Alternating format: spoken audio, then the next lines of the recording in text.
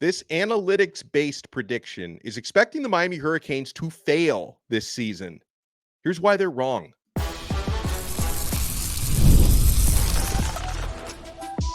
You are Locked On Canes, your daily podcast on the Miami Hurricanes, part of the Locked On Podcast Network, your team every day.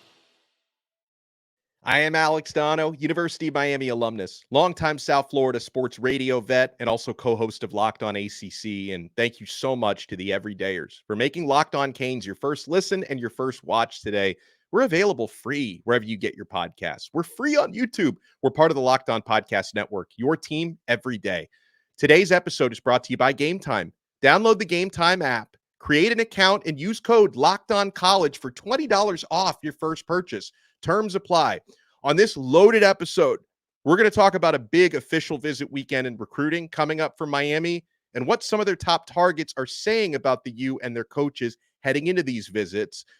Going to talk about some good news we just got this afternoon.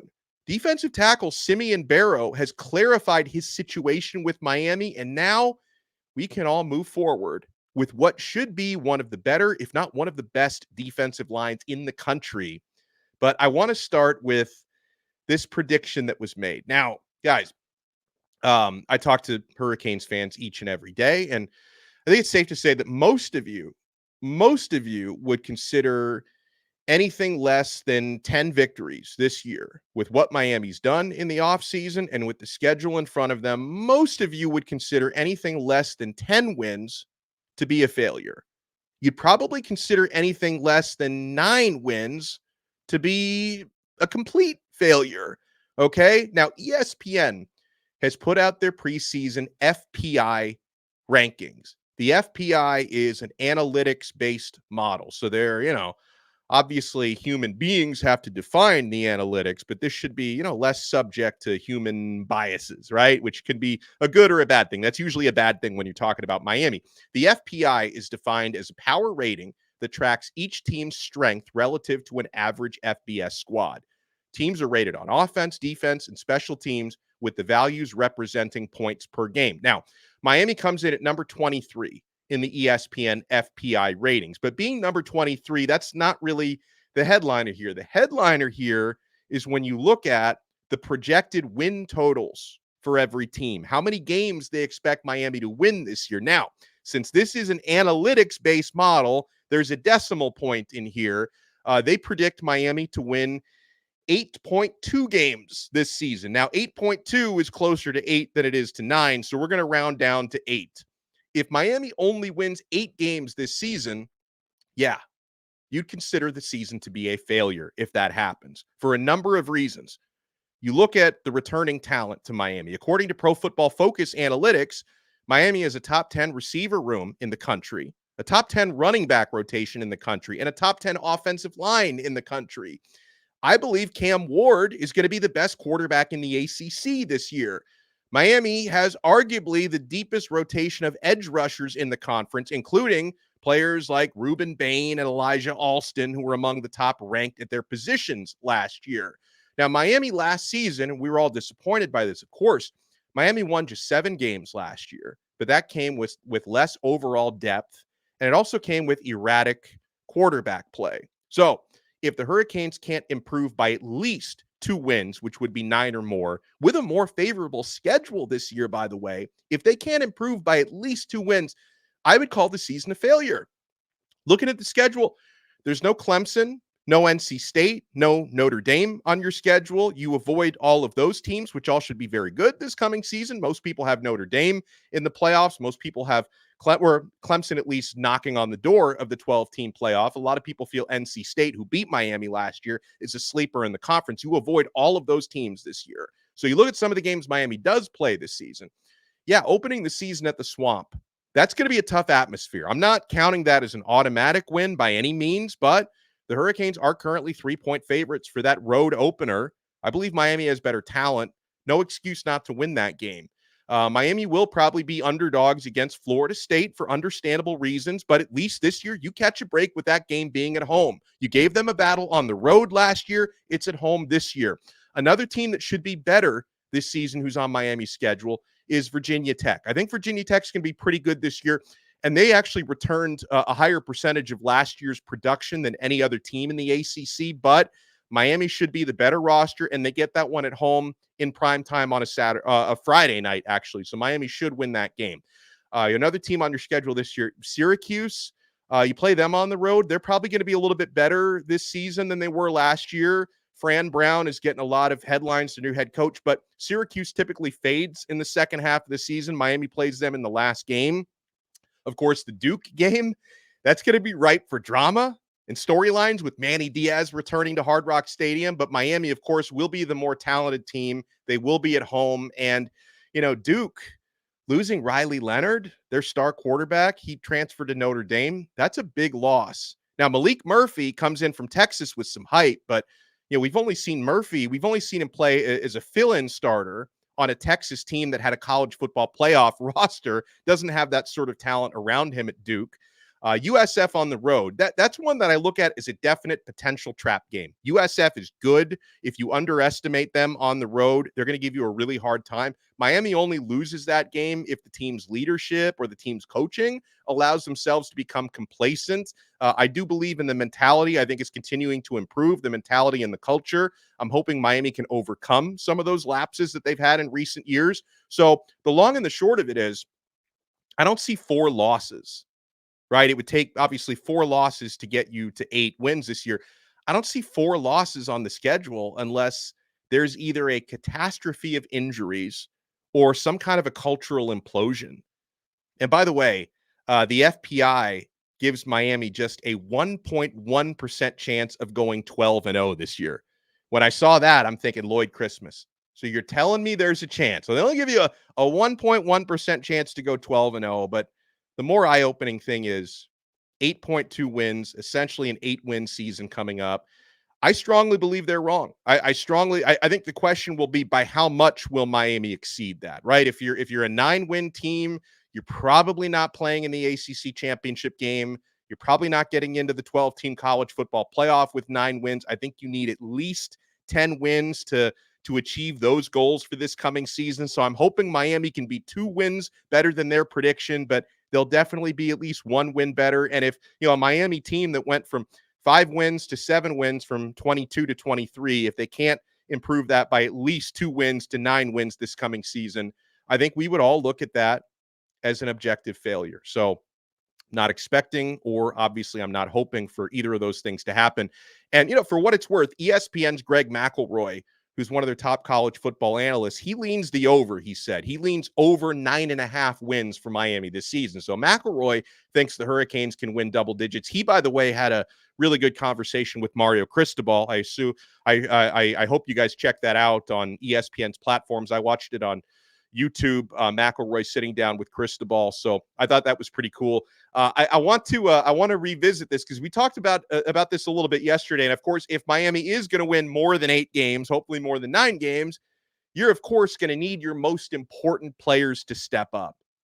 Cam Ward, Ruben Bain, Xavier Restrepo, Kiko Maui Noah. You wouldn't argue against those players being some of the most important on the team, that your special players need to step up if they're going to reach those goals of double-digit wins, possibly playing in the ACC championship game.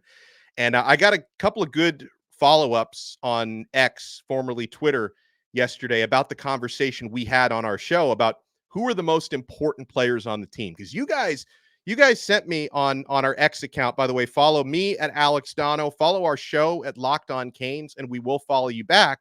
You guys were all throwing out names of, important players, obviously the Wards and the Restrepos and the Damien Martinez's and the Kiko Maui Noahs got mentioned by everybody.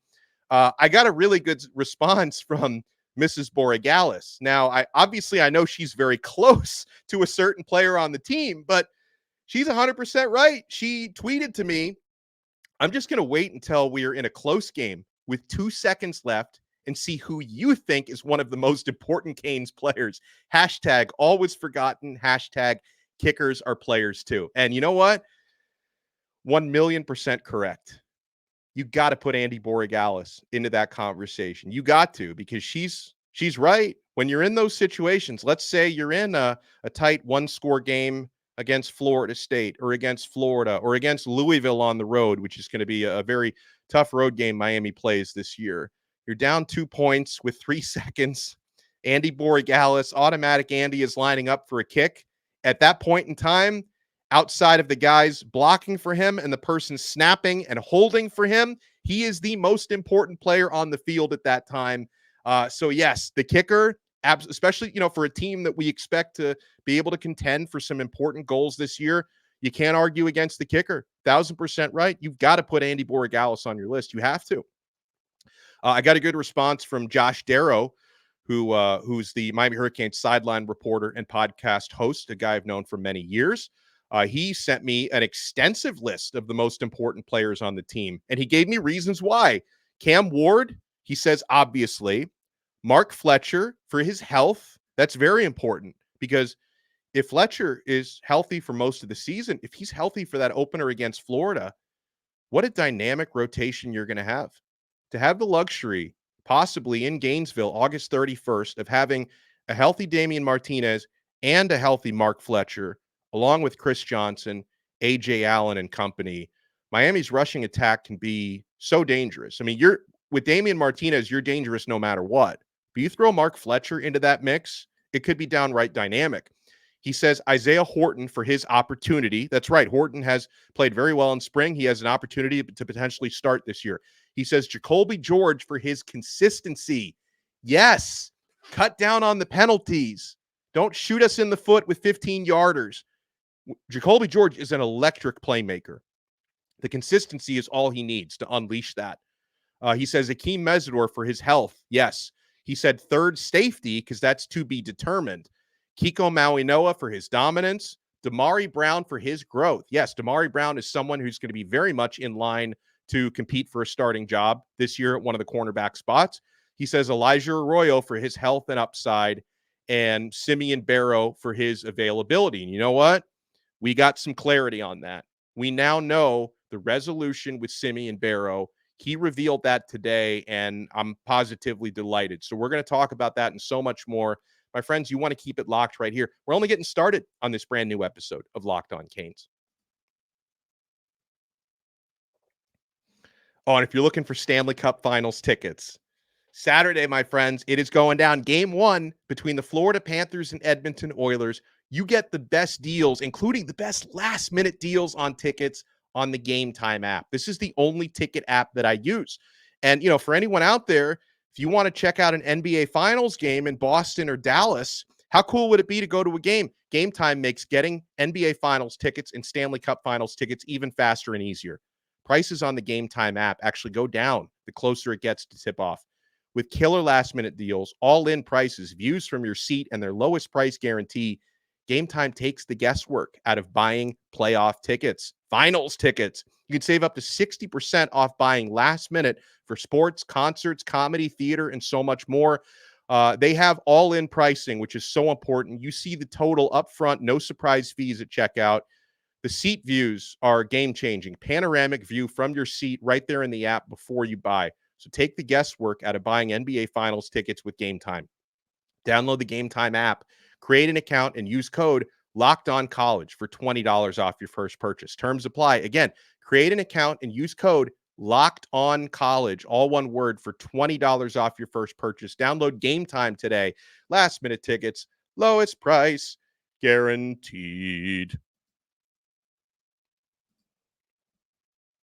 Thank you so much for making this episode of Locked On Canes your first listen and your first watch today.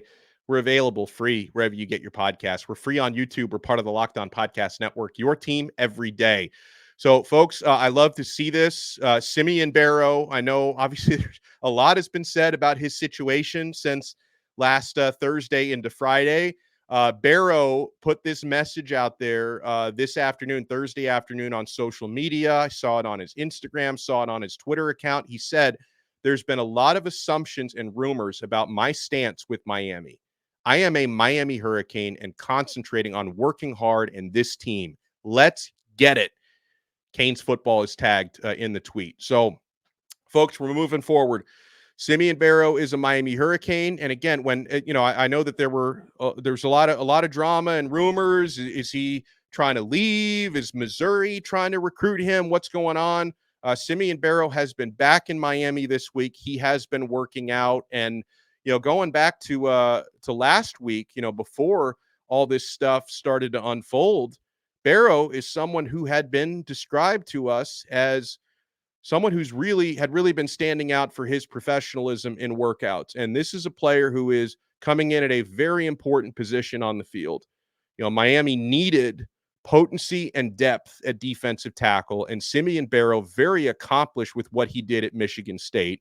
Honorable mention, all Big Ten. This was a very consistent on the field performer for the Spartans the last couple of years. And again, a position Miami really needed to pack a punch. And this is someone who is definitely going to be right in there to either be a starter or compete to be a starter on what should be a really good Miami Hurricanes defensive line this year. Because obviously this is a very rough projection on my part, because we're not really going to know till we see how things unfold in fall camp. But I could definitely envision CJ Clark, who transferred from NC State, ton of ACC experience, very good player, and Barrow, with his Big Ten experience, former starter the last 2 years at Michigan State.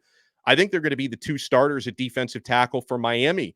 You obviously do have some depth there. Marley Cook, Anthony Campbell. You've got some really young guys who are looking to step up this year. Justin Scott and Artavius Jones are on campus now, and Armando Blunt. So I see exciting things happening in the present and future of Miami's defensive line. And it's great to know that Barrow came out, put the speculation to bed.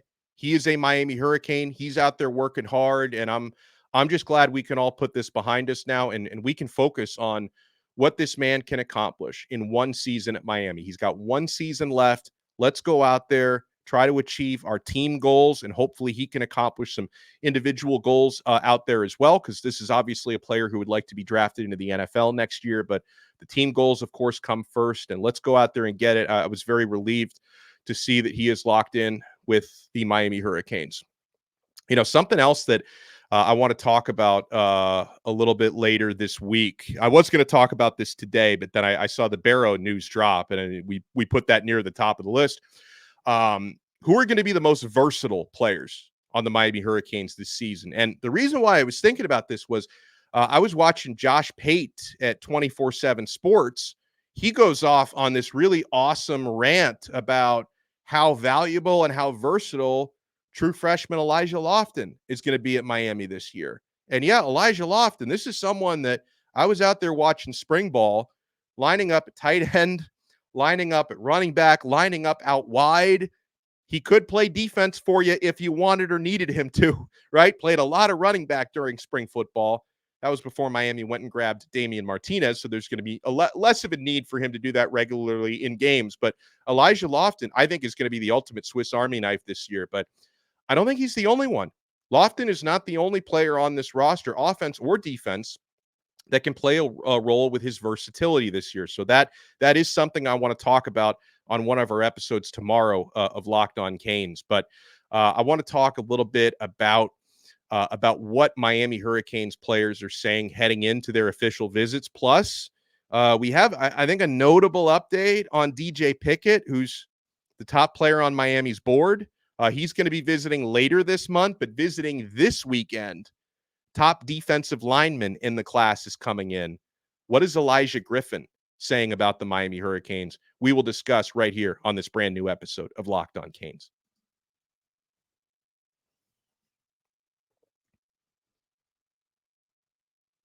And thank you so much for making Locked On Canes your first listen and your first watch today. This network is awesome, and Locked On has launched the first ever national sports 24/7 streaming channel on YouTube, and now it's also available on Amazon Fire TV and the free Fire TV Channels app. Locked On Sports Today is here for you 24/7, covering the top sports stories of the day with the local experts of Locked On, plus our national shows covering every league. Find Locked On Sports Today now available on the free Fire TV Channels app. All right, so I thought this was really cool.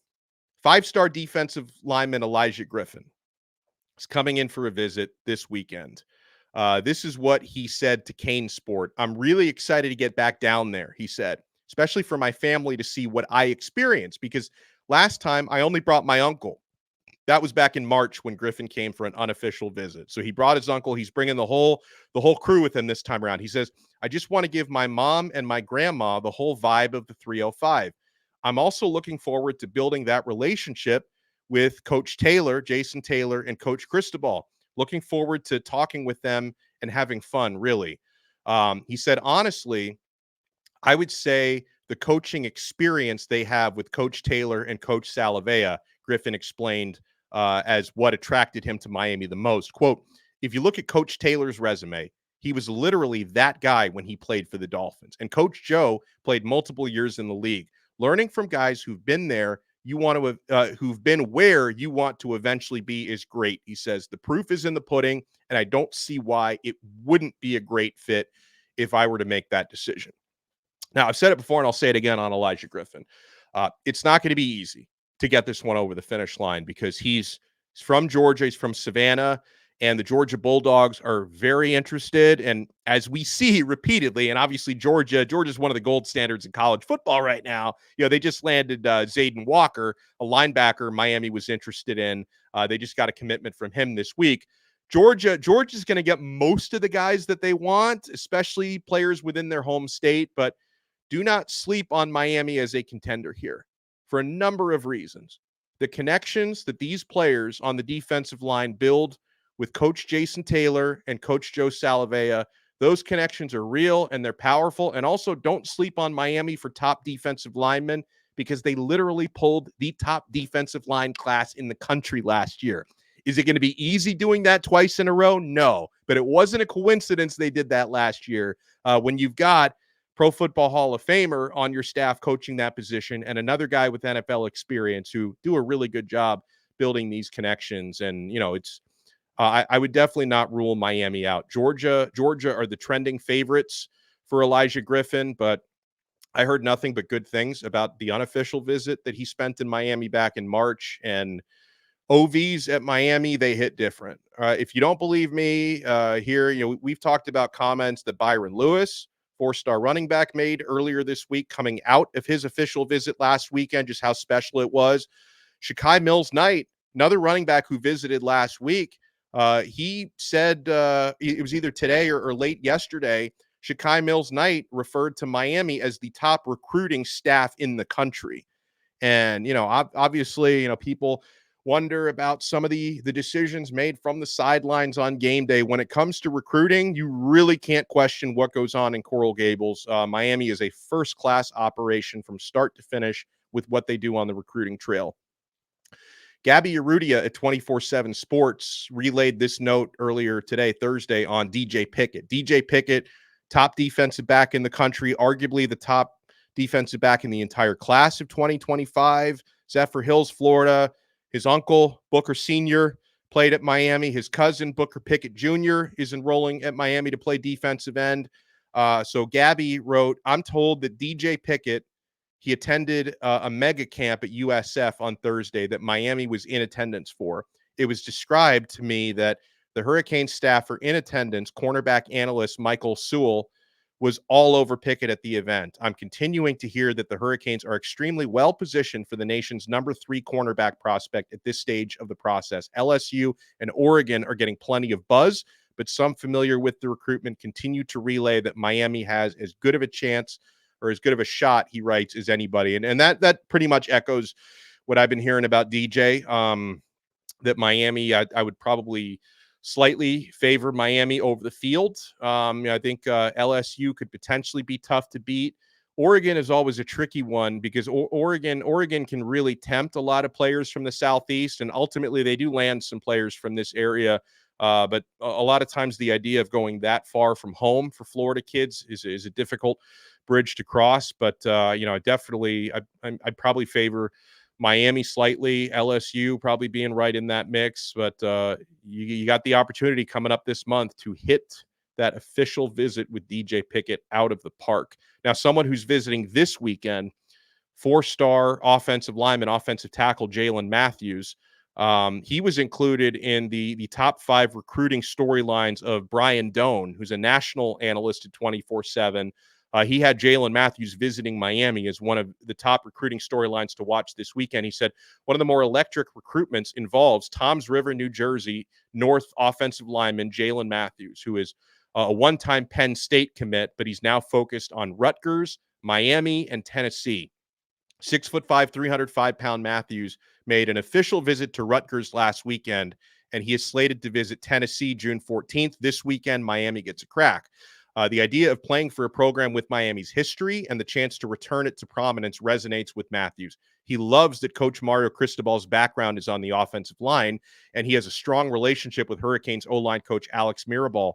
There is an element of emotion in the recruitment as well. Matthews was supposed to announce his commitment earlier this week, a date he set shortly after a spring unofficial to Tennessee, but he decided to wait and make official visits. Now, here's the money quote from Brian Doan. He says, according to sources, if Miami pushes for a commitment, it could lead to a decision being made. But if that happens, signing day remains a ways away. So he's hinting that if Miami gives Jalen Matthews the green light, that he could offer a commitment soon. I think that's what Doan is hinting with that quote. So that's definitely going to be one to watch. And I don't necessarily think he would have included Jalen Matthews in his top 5 storylines if he didn't think that was a possible outcome coming out of this weekend. So that's very interesting. We get a question or more of a comment from our friend Pat Mack, who's an everydayer. This ties into what we talked about to open the show. He says, I watch a lot of way too early predictions, and I find that most of the respected prognosticators say Miami will find a way to lose 1 or 2 games that they shouldn't lose. I know the past teams did, he says, but I feel that the culture has changed and those days are gone. I feel that this year we will deserve to be in the playoffs. Next year will be the year we will compete for the title, he said. Okay, so, I mean, Pat Mack, it's really simple. You're always going to hear that, like, just based on what Miami's done, finding ways to lose games they shouldn't lose. You're not going to convince these prognosticators otherwise until they see Miami take care of business. So I can understand it.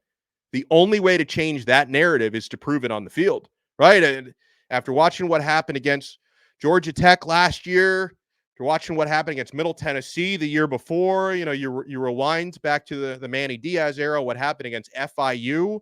The national prognosticators, of course, they're going to look at Miami until Miami proves otherwise. They're going to say these guys are going to slip on a banana peel somewhere and lose a game that they shouldn't lose, right? And so I'm sure they're looking at Miami plays Georgia Tech again this year on the road. They're looking at that one. Georgia Tech's not a bad team, by the way. They're looking at maybe the USF game. I know that there was that national 24/7 prediction that came out about a month ago that predicted Miami to lose that USF game. Like they're going to look at games like that and say Miami's going to trip up somewhere. The only way to change their tune is to go out there and show that's not Miami anymore. Now, covering this team day in and day out, I do get the sense that you've got stronger wills in the locker room and that you've got more leadership and you've got a better culture that's being developed. But we're not really going to know until their backs are against the wall. Like, I can look at it and say, guys like Kiko Mauinoa and Ruben Bain heading into his second year, and Cam Ward, who is an alpha, Xavier Restrepo, alpha, Damien Martinez, haven't met Damien yet, but he gives off those sort of vibes when I hear him talk. I can look at it and say, players like that will not allow you to go out there and slip on the banana peel. But until you face some adversity in games and in season, we're not going to know. So, I'm not offended by any of those predictions because, Miami over the years, they've lost way too many games that they were supposed to win. I did get a lot of questions outside of Pat Max from our Locked On Canes insiders. We'll talk about these on our next episode. We are also expecting to interview some Miami Hurricanes players tomorrow on Friday. And whenever we get those interviews, which is such a blessing, it's brought to you by our good friends at Canes Connection. Folks, you see the amazing work that Miami has been doing in the NIL space. Canes Connection is in a class above. They are among the most elite collectives in the entire country. And if you want to get some skin in the game and contribute, You want to become a Canes Connection member? Right here on Locked On Canes, we give you a hookup. When you sign up at Canes Connection and use our code LOCKED, LOCKED, and they're going to give you 20% off your first month at any of their 6 membership tiers. So sign up with our code LOCKED. We'll talk to some players tomorrow. And also on Saturday, I'm going to go out to the Hurricanes team store because I heard that friend of the show, Francis Maui Noah, and his brother Kiko, they're going to be out signing autographs at 4 p.m. at the Miami Hurricanes team store in Coral Gables. You better believe I will be out there supporting those dudes, 2 of my favorite players on the team. So we'll talk to you tomorrow. We'll see you Saturday right here on another new episode of Locked On Canes, part of the awesome Locked On Podcast Network. Your team every day.